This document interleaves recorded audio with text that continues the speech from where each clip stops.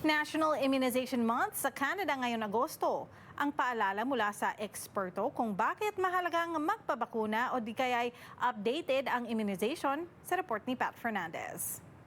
Ngayong National Immunization Awareness Month, paalala ng mga eksperto, i-update ang ating record. Usually, it's very easy. You can go to any of your family doctors or walking clinics. Then you can drop by sa pharmacy. Isang pharmacist ang Pilipinong si Joseph Alano.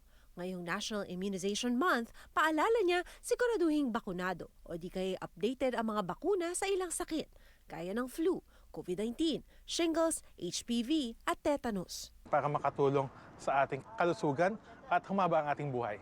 Dahil sa mga bakuna, naiiwasan daw ang lifelong paralysis, stillbirths, neurodegenerative disease, pati ang pagkamatay mula sa ilang mga sakit.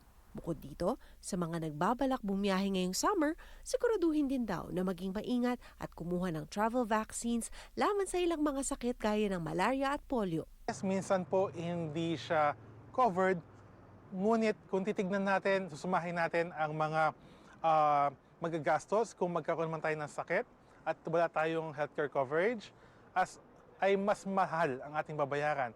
Ngayong Agosto, tuloy-tuloy daw ang training na isinasagawa para mas epektibong mapamahagi ang impormasyon sa komunidad at maengganyo ang mas maraming magpapakuna. We have this at the Fraser Health Authority. We can see it as well with the HealthLink or with our doctors, family care clinics. Pharmacists can give information with those and we can administer as well those vaccines.